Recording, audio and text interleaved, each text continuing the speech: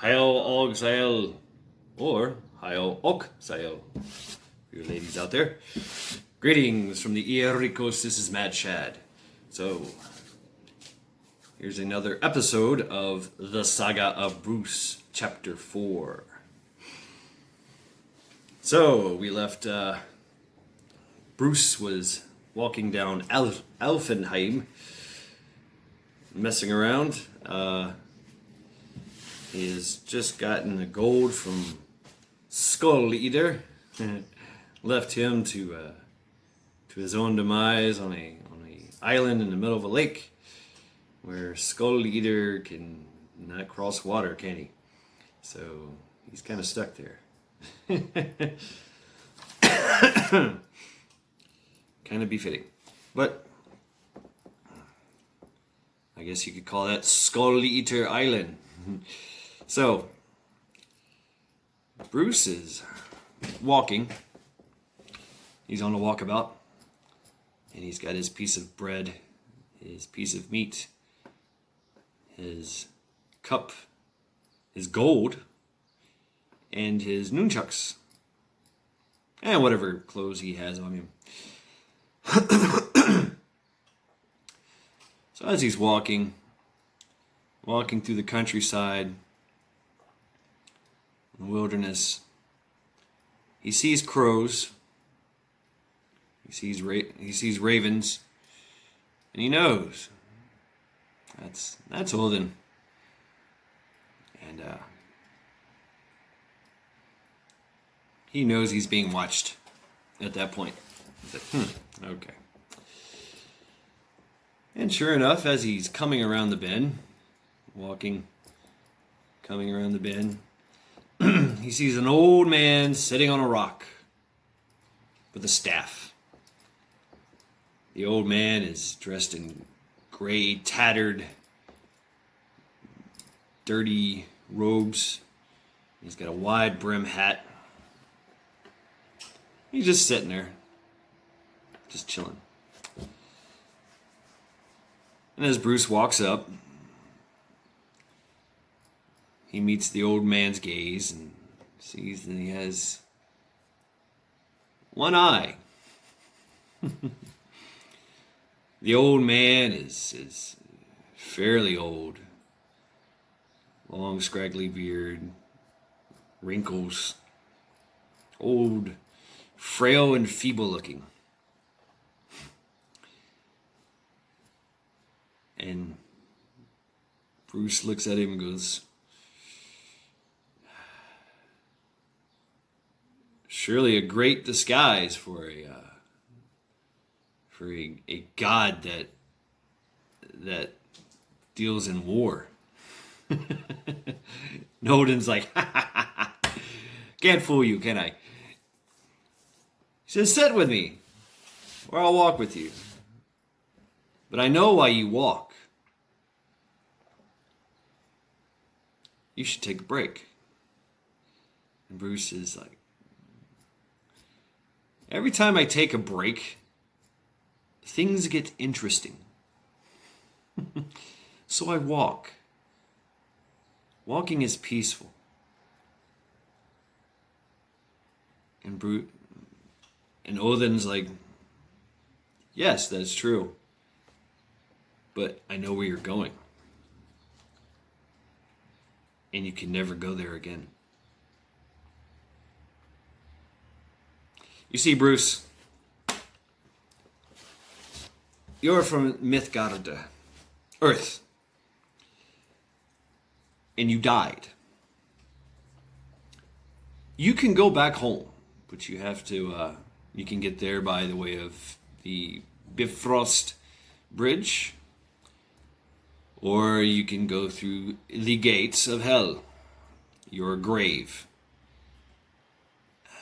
And if you know about your grave, it's kind of hard to come out of there. That's why everybody does these elaborate gates, if you will, funerals, monuments, and encased in steel and stone, and 6 feet underground. And That's why. And also the obvious hygienic issues as well. But if per se that you were able to go back home, you would not be the same. Here you have total freedom.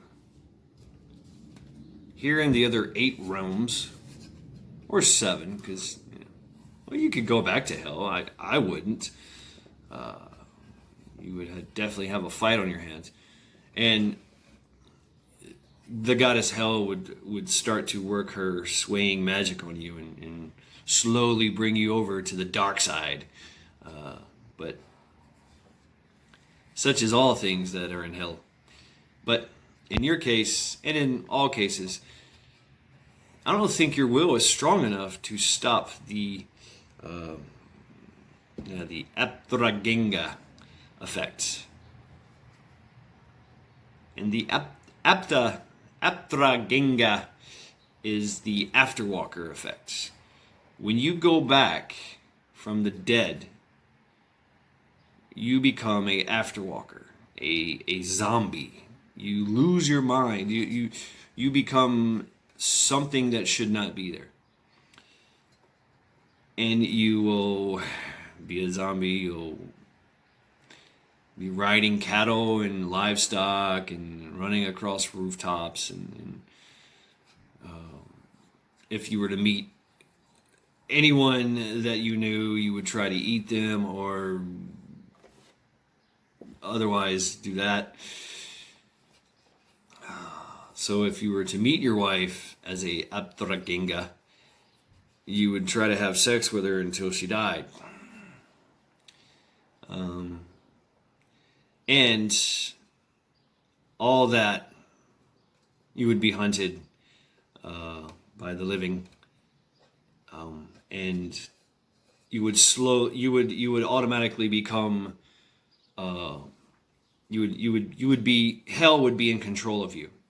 The goddess Hell would have total, complete control of you. But at that point, you would be an Aptragenga, an afterwalker. And even going back to hell, you would not be the same. You would be a mindless zombie slave for the goddess Hell. And so, essentially, you would be my enemy. Because she would control you and send you forth. How powerful you would be, I don't know. I don't know. Aptragengas are not really powerful, but they are fearsome warriors because they're mindless slaves that just do the bidding of Hell, of the goddess Hell. So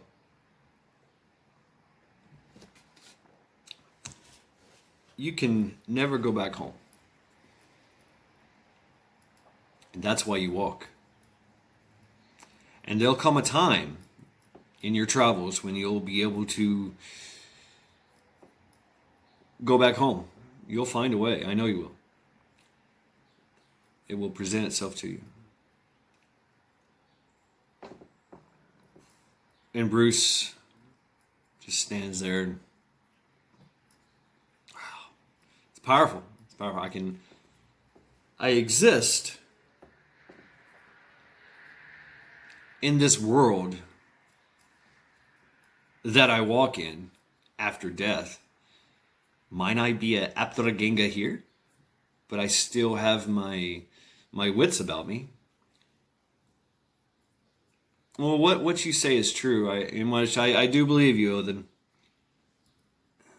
I can never see my family again until they die. And if they die of natural causes, they go to hell, where they're under her power and control. If they die in battle, which I hope they never do, and nor do I foresee that, then they come to you.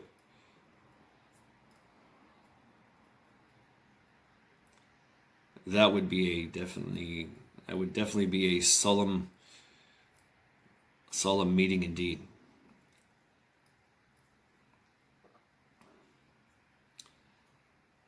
And Odin's like, yeah, it sucks. It's the way it is. So yeah, I made this world. I helped make this world, but I didn't. The rules and laws and the natural order of things have always been. So I really I can bend, I can make shape and mold, but I can't break.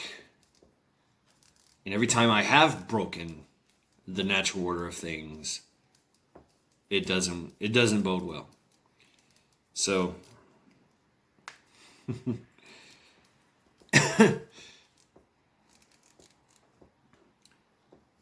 so Bruce is like, well, I'll just keep walking then. I thank you for the cup and the nunchucks. They have proven to be very, very useful to me in this world. Nolan's like, hey, what?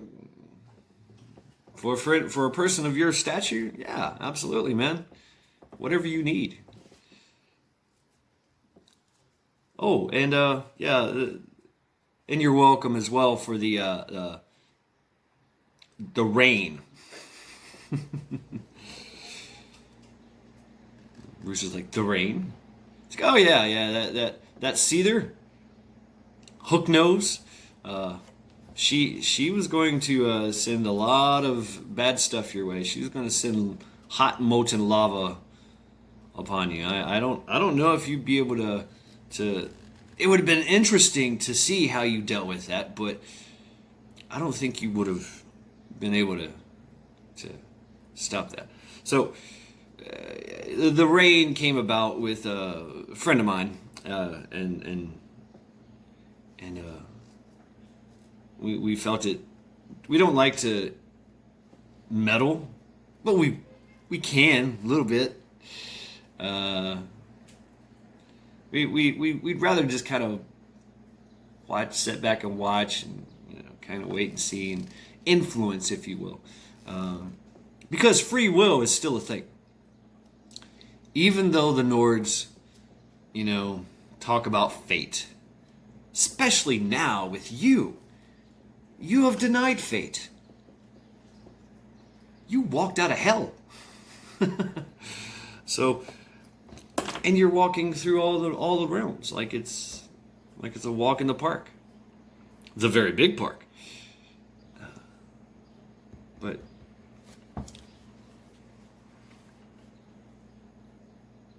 I bid you well. I bid you well, Bruce, and good luck on your travels. I will tell you, I'll give you this little bit of information. The road up ahead,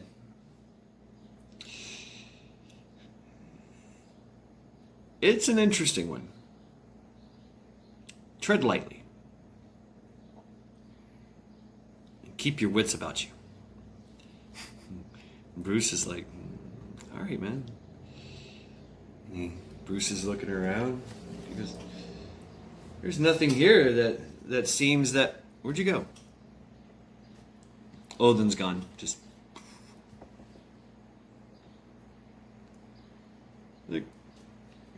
Bruce was going to say there's nothing here,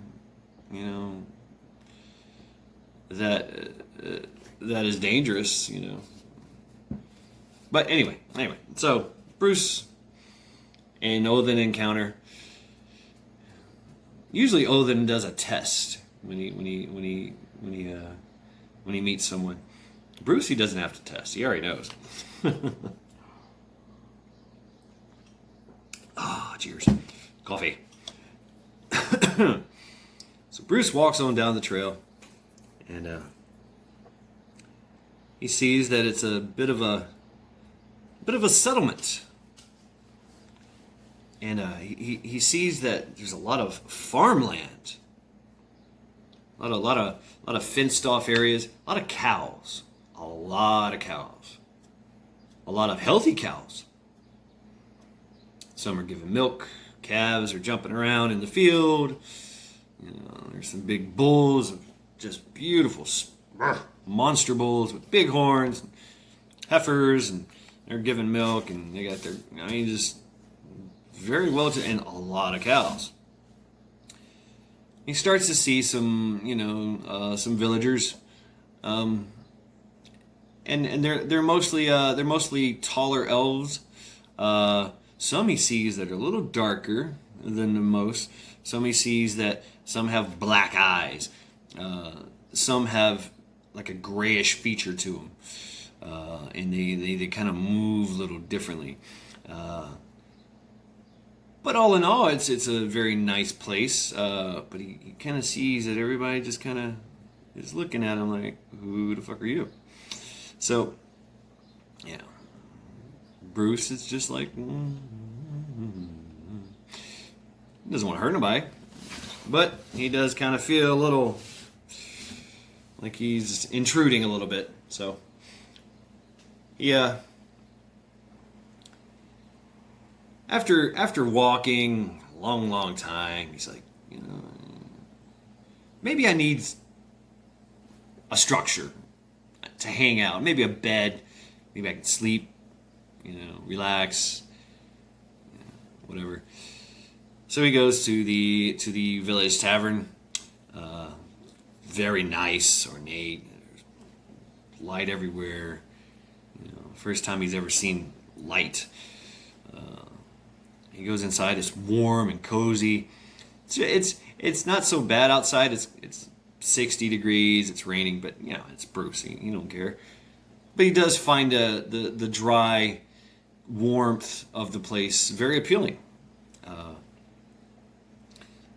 They have tables. They have a bar, and as soon as he walks in, he's greeted. Hello, my friend. Heil og Seil. And all these people start coming out. Hi, sir, hi. And would you be liking some food? Would you like a place to stay? Would you like some water? We have horses. We have we have blacks, and it's like you walked in the place and they just start telling you about what they have. We have some of the best meat in all the land, and the best steak, and he does smell some meat cooking. And he's like, So I'll have a small portion of meat.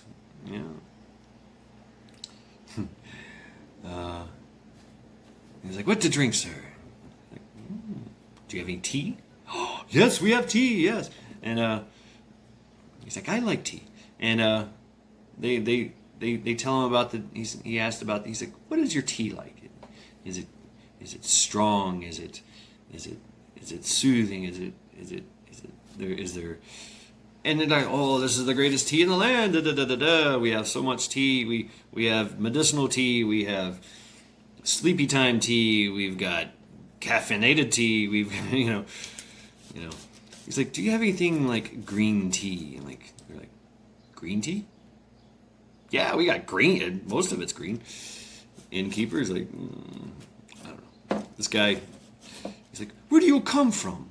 Where you have green tea that you like so much? I was like, oh, I come from a place far, far away, where there's a lot of people and a lot of tea. He's okay, all right, whatever. And what is your name, sir? My name is Bruce. Oh, nice to meet you, Bruce. And this is Oscar, and this is my tavern, the Ox Tavern. So okay, all right. And he's like, we have lodging. If you'd like a place to stay and hang out, we have a nice hot bath in your place that you can take, and there's running water and comfortable beds, free of critters. So whatever you'd like. And Bruce is like, yeah, I like that very much. And he takes out a piece of gold and throws it in his cup, and he's just kind of shaking his cup.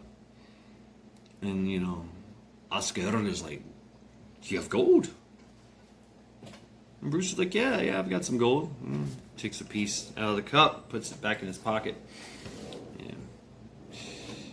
And the cup is just jingling with with gold. He goes, so, let's come to terms. How much for a place to stay, as long as I like? I don't know how long I want to be here. It could be a day. It could be a night. It could be a week or so. I don't know. I just want to hang out. I just want to chill. Kind of weary from my travels. And I like the quiet of the place, and I need some time to meditate and relax. And the innkeeper's like, whatever you would like, sir. It appears that you have gold. We like gold.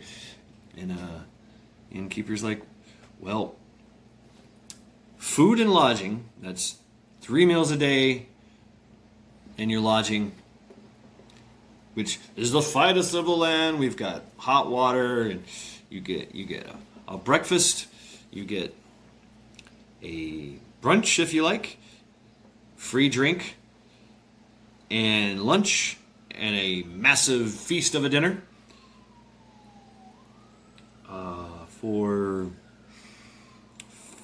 5 pieces of gold. Bruce is like, here's 5, here's 10, here's 15, 20 pieces of gold. And the guy's like, wow. Usually he only charges like 2 or 3. So, hey, he made out. But, hey, Bruce has the cup, right? So, doesn't matter. And, the innkeeper's like, honored guest, bring Bruce the finest wine and give him a steak. And, after that, sir, you can retire to your chambers and enjoy a nice hot bath. It's like, and Bruce is like, ha, this is great. And as he's sitting there enjoying his steak, as it goes on, he's drinking it. He's like, I want tea. I don't want wine or anything. I've not right now, but and they bring out this tea, and it has this aromatic, it just hits you right in your nose, and it's kind of a greenish purple, but it tastes very similar to green tea. It's very, very potent and stringent, not intoxicating. It almost has a intoxicating smell to it, but it's not intoxicating. And you can feel the rush in his head, and tingle in his arms and his back of his neck. And I was like, wow, this is good tea. What the hell? He's like, oh, this tea it's made by the fairies. They tend to this plant and in the woods, and they nurture it, and they hide under it when it rains, and it's kind of got like some fairy juice in it. So they like this plant, and we use it to kind of lighten the head a little bit, and to relax everything. And it's a joyful, happy tea. You should sleep very well tonight after drinking this tea. And so Bruce is like, fairy tea, huh? All right. Cheers to fairies. It's like, I've noticed fairies. It's like, yeah, they're little beings that fly around, and they talk to the plants, and they tend to the plants, and it's everywhere you go around here. We don't mess with them, though. I mean, you really don't want to mess with a fairy. They're not bugs that you can capture and put in a jar, because they will break that jar, and their friends will come to help them out. All their fairy friends, and you'll have troubles of the likes of which you've never had before. They will not let you sleep. They will not let you eat. They will constantly bombard you, and imagine 1,000 flying fairies, attacking you at all times, annoying you, and Yeah, it's not good. Don't mess with the fairies. You know, even though they're little bitty things flying around, don't mess with them. It's like, all right, good to know. So Bruce is drinking his amazing tea and enjoying the aromatic sensations of it, and gets a steak, and the steak is just like this big and that thick. He's like, wow. You taste it, and the meat just melts in your mouth. It's just beautiful. And there's really no seasoning on it or anything. He's like, y'all don't use seasoning? No seasoning, no. You want some salt? We got some salt. We got some honey. We got some pepper. We got spices and herbs, but the meat doesn't need it. The meat is comes from a special line of cattle that only this area has. Bruce is like, wow. Tell me more about this special line of cattle. He's like, well, all these cows you see here come from one cow. Yes, one cow. We call her the golden cow. We don't know how old she is. Don't know.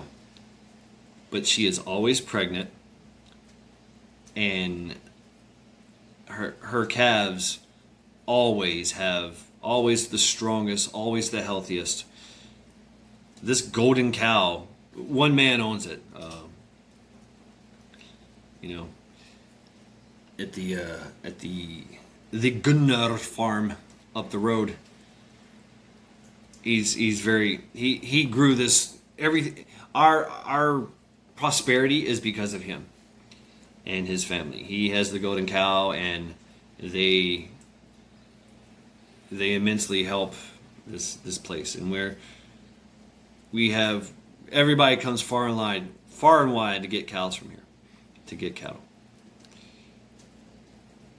And so Bruce says, that's amazing. He's like, yep, we have the finest milk. Milk is sweet and delicious, and it never spoils. Bruce is like, really? Yeah, the milk never spoils. It's great. So Bruce is like, can I have a glass of milk? What? Hold on a second. I had to feed the beast. So, Bruce is enjoying his meal. And Oscar brings out a cup of milk. And Bruce tastes it, and it's sweet. It's nice and sweet. And it's cold. And wow. I think, innkeeper, how do you keep it so cold? And the innkeeper's like, oh, I have a cellar, and then I when winter comes, I put ice in the cellar, and I put everything in there, and it keeps everything cold. Our meats never spoil. Our milk never spoils, which makes it hard to make cheese, since it does not ferment. But there's ways around that. We trade with other places, and they give us good cheese. So Bruce is enjoying his meal and enjoying his cup of cold, sweet milk. And he hears some rattling outside. It sounds like a team of horses, something clanking. And Oscar and his attendants are like, he's at the bar, and he, kind of puts his hand on the sword, like, what's going on here? And they stop in front of the noise stops in front of the tavern. Door comes open, and this man in his 50s, maybe 60s, with good strong stature, comes in. Obviously, he's the leader, I guess. And right behind him are all these men, young men, and they all kind of look like him, so everybody kind of assumes they're sons. He's got a lot of sons. It's like 30 of them. And they come in, all just kind of shaking off the rain and the cold a little bit. Take their cloaks and throw them by the door. You know, Oscar is like, "Hello, my friend. Hail og sail." You know, greetings and health to you. And the man is like, mead for everyone, and food. He's like, "Oh, we have the finest meat." "I don't care. Bring me steak, bring me bread, whatever. Feed these guys. Let's go. We're not staying long." Like, "Oh, okay. All right, man. All right." It's like, that's, wow. 30 men. And they look like they're all of fighting stature. They have armor on. They look like they're going to war. They got weapons. And so Oscar's like, "Yes, sir, right away." And boom, make it happen. He's like, "That'll be a lot of money." You know, man, like, drops down this big sack of gold. It just spills all over the bar. "Whatever you need." I'm like, "But don't cheat me. Hey, we're honest folk around here. It's okay." And he brings out all the drinks first, you know, and Bruce is just sitting there. And the men kind of look over at him and continue to eat. And the man speaks, and he's a human. He's not elfin. He's not elfin kind. Oscar, you can tell he's an elf. He's a little light colored elf. But you know, he's got the ears and, you know, the features. He's very elfin. But you know, Oscar is an old man. He's probably in his 60s. But he's been running this place for a long time. These men are, you know, close to 7 foot tall, and they're big, they're young, and they're human, and they're dressed for war. And you know, Oscar don't want no trouble. He's not a fighter or anything. He's fought before, but you know, he don't want no trouble, especially with 30 well-armed, armored, you know, men. And so Oscar's like, "Do you have horses? I can attend to him." And the man goes, No, don't mess with my horses. Don't mess with my men outside." "You have more men?" "Yes. They'll be in shortly, after these guys eat." Okay. So Bruce is just sitting back, just, yeah, what's going on here? Surely these guys come to battle. And he's got men stationed outside. So Bruce is kind of looking, is there a back door? Can I fight my way out of the front door? He starts just thinking. And,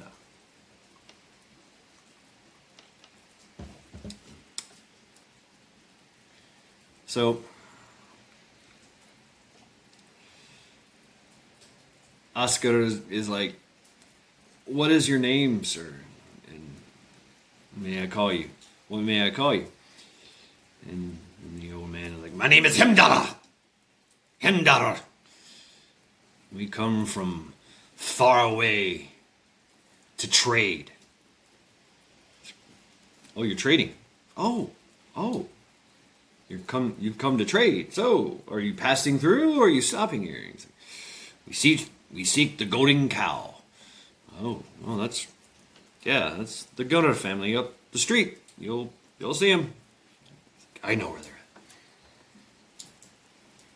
And so, after 10 of his men have eaten and drank, he yells at them, get out there and relieve those guys. And 10 more guys come in, so he's got like 40 men with him. Bruce is everybody's taking note of this. These 40 men, they come out, and they're soaked to the bone because they've been outside, and those other 10 men that have been fed and beard up, got their mead. They're outside, and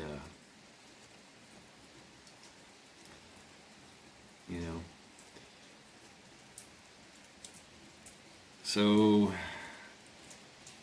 after everybody's fed and everybody's done, the old man gets up.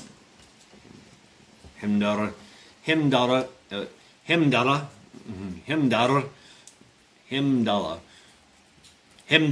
Let's just call him Hemdel.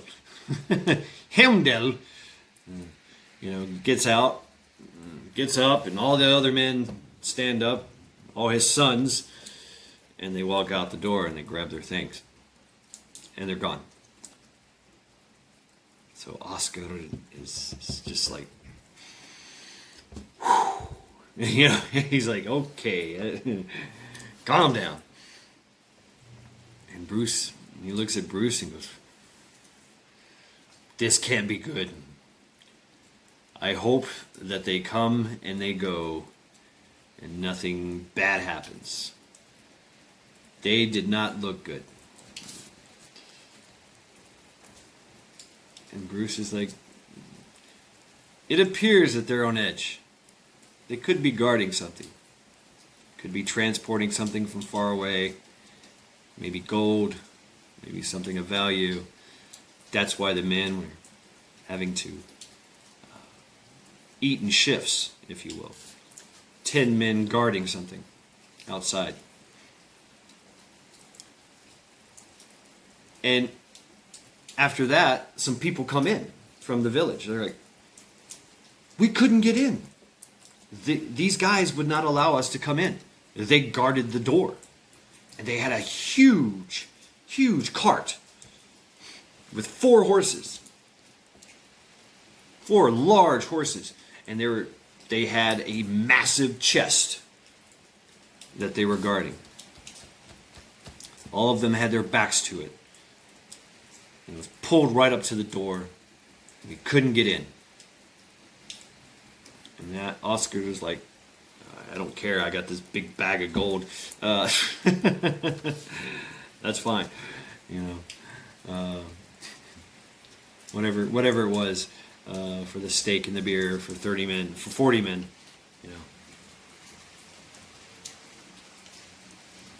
It's like I got like 50 things of gold here. I'm sorry.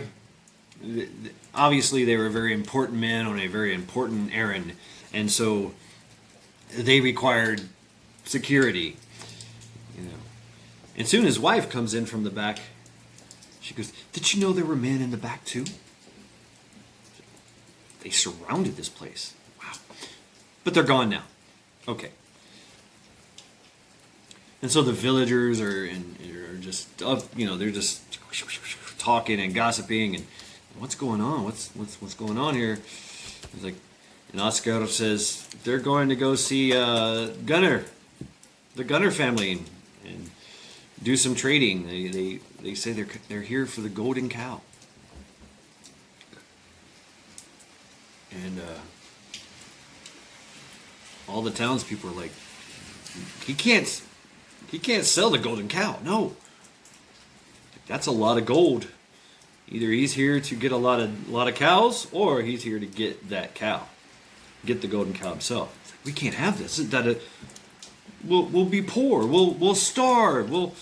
He's like, we have enough cows, and the cows themselves are doing fine, but the offspring of those cows, they're fine. Yeah, sure, great line of cows, but what if I've got to sell a head of cow and you've got to sell a head of cow. We have this agreement that we keep producing heads of cows for the rest of everybody else, and what happens when that dries up? I'm thinking about our future here. So Bruce is just sitting back, just, the township is kind of looking at him like, who's this guy? And Oscar was like, this is the great Bruce. He came here and he's going to be staying with us for a while. He's a nice guy. Treat him with the greatest of hospitality. Welcome him in. He's here for a while. Jinga jinga jing. He shakes the gold and goes, he's a good guy, really. And Bruce just kind of stands up and goes, hello everybody. And everybody's like, nice to meet you, Bruce. Nice to meet you. Nice to meet you. Nice to meet you. Everybody's just kind of whatever. But they're still focused on this thing. And they're like, good sir, could you help us in this matter? Bruce is like, I don't know what I could do. It's none of my business, and I don't want to get involved in anything, that's going to create trouble. I just want to hang out, kind of take a break from my travels. But oh, sir, it's fine. No, we're not asking you to do anything out of the way or anything unordinary. We just want your help to kind of watch this matter and tell us, if something is wrong or afoot. Well, we're going to be there too. So, I say we go up there and we watch and see what's going on. There's a great place on the hill next to his property that we can watch everything over the Gunner family's property. So we're just gonna go up there, hang out. We'll drink some. I'll bring the wine, and everybody's like, yeah. Let's make a deal out of this, and everybody's like, okay, we'll bring tents and tarps and hang out and just have a big old picnic, and we can watch and see what's going on. So we'll make a festival out of it. Hey, that's a great idea. Come on, Bruce, let's go. Bruce is like, he's like, I need to relax. Yeah. But okay, if hanging out with you fine folks and in this beautiful land is what you have in mind, then let's go. And we'll keep an eye on this situation. All right. He's like, but after that, I'm going to sleep. I'm going to go hang out in my room. Oh, yeah, sure.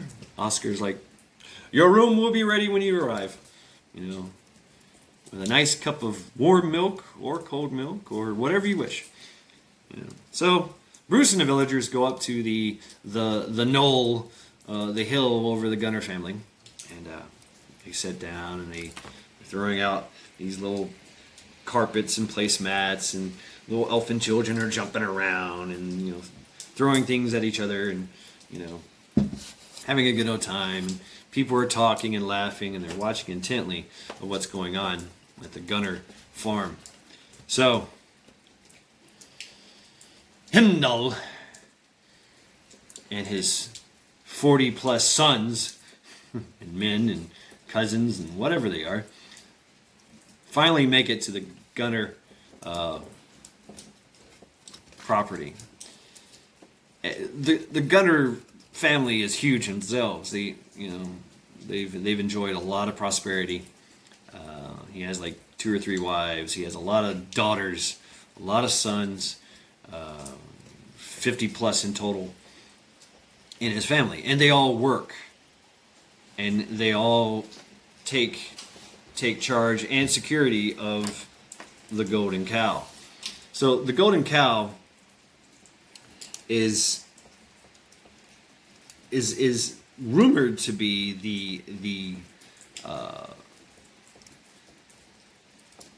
the daughter of Álfinheim.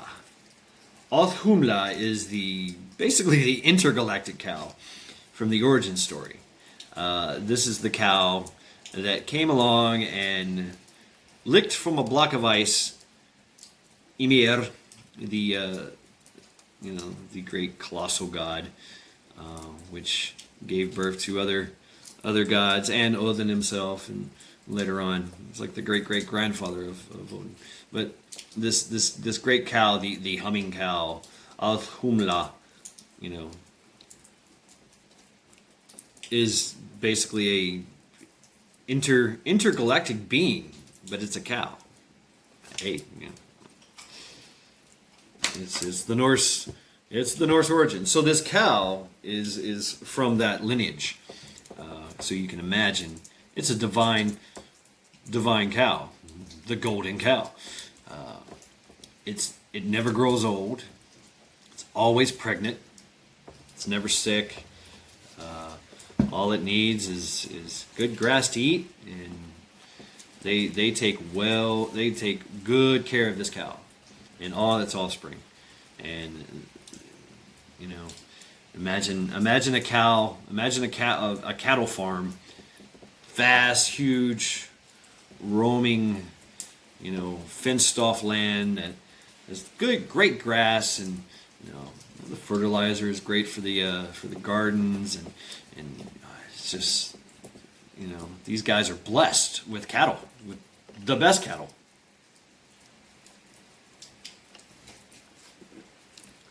And the Gunner family, they trade with everyone, and they have a major operation in this place, but they keep it nice and cool, you know.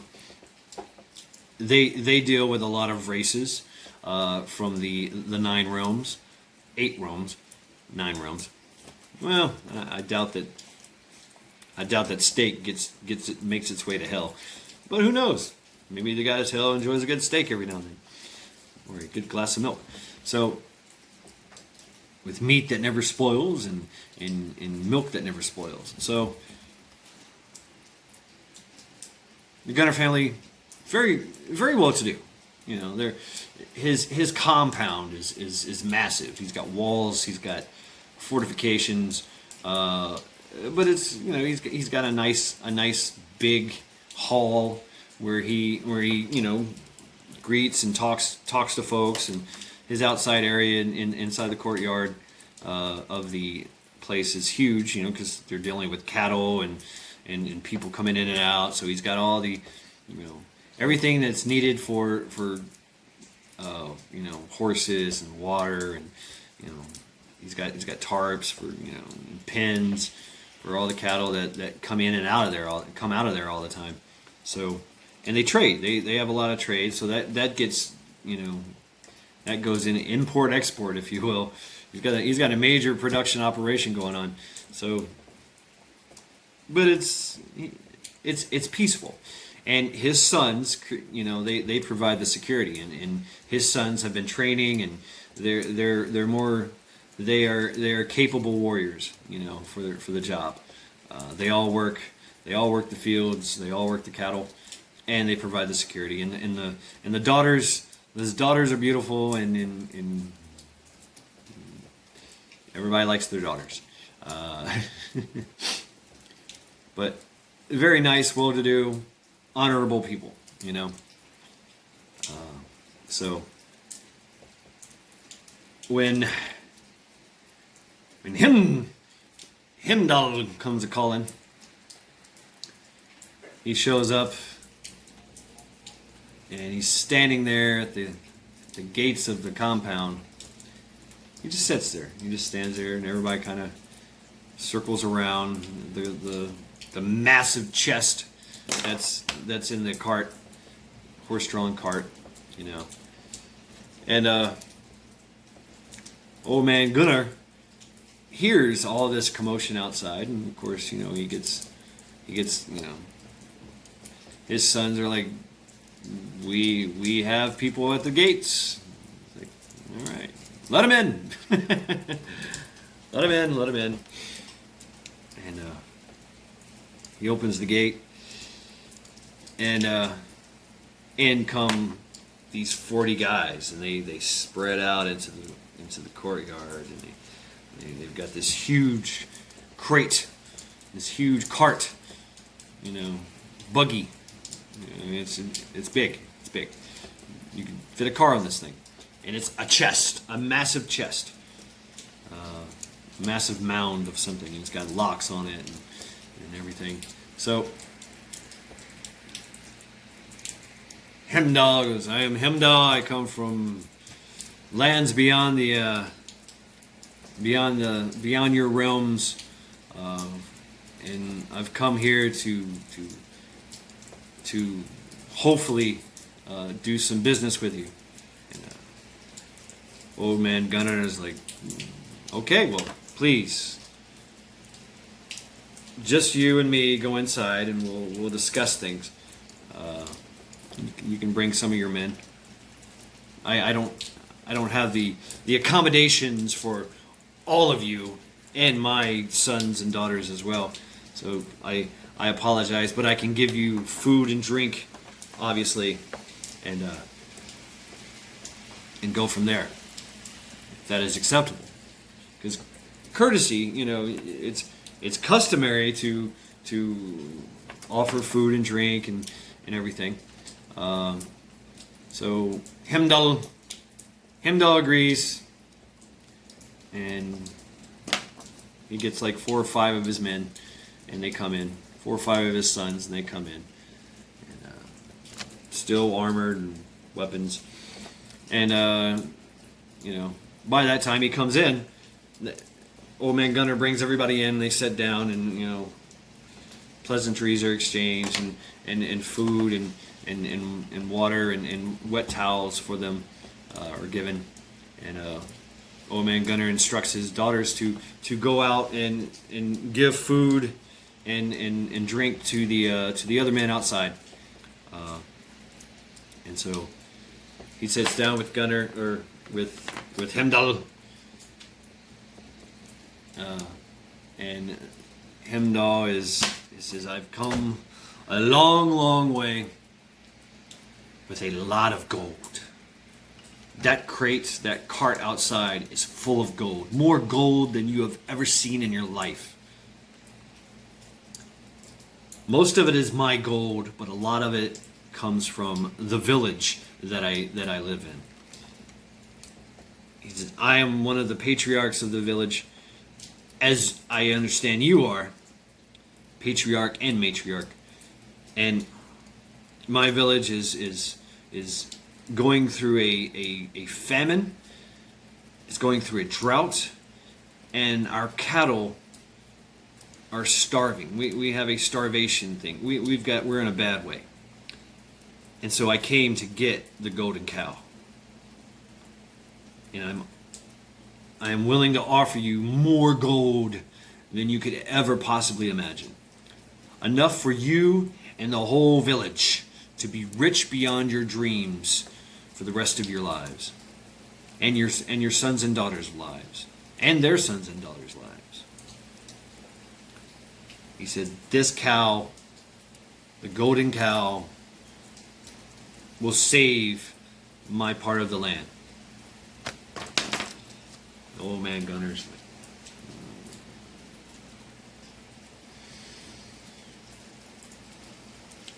I can't do that. I cannot. I am in charge of this cow and my sons and daughters and this village, and I can't. There's no way. The cow is not for sale. I can offer you as many cows as you like. Some of the finest cows you've ever seen, with the sweetest of milk. I can give you as much meat as you can carry, if not more. And you can come back and get more. For fair price, fair market value. I don't want to take all your money. I'm willing to help, but you're not getting the cow. And Heimdall's like, I need that cow! And everybody just kind of tensed up and grabs their swords, and old man Gunnar's like, it's okay, calm down, but you're not getting the cow. You're just not. Heimdall's like, I'm not leaving until I have that cow. Whatever I need to do to get it, I will. And it is best that you do not cross me.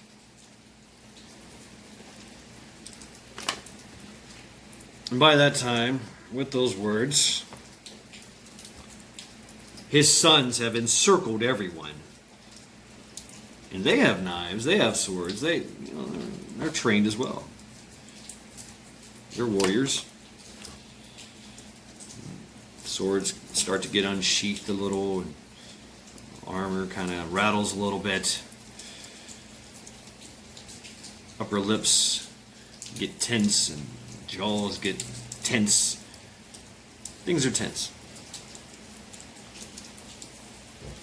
And Gunnar, old man Gunnar,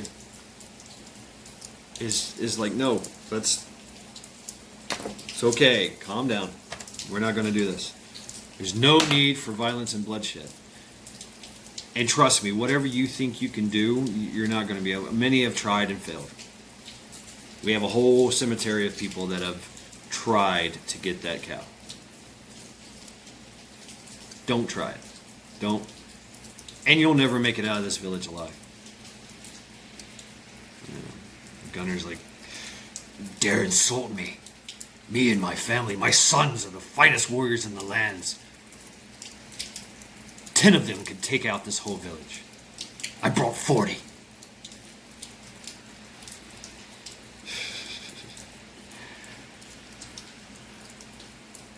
And so Gunnar is saying,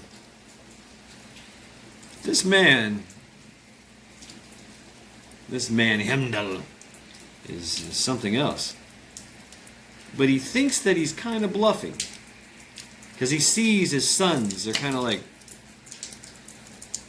their eyes are kind of wandering. And he sees one, his hands kind of shaking. And he kind of suspects that these are not hardened warriors as he claims. He's like, I tell you what, it's best not to test this. Old man Gunnar says, why don't we wait a spell? Why don't we sleep on it? That would be best. In the meantime, enjoy my hospitality, and we can conduct negotiations later on. Possibly in the morning. In the meantime, you guys are weary from travel, come a long, long way.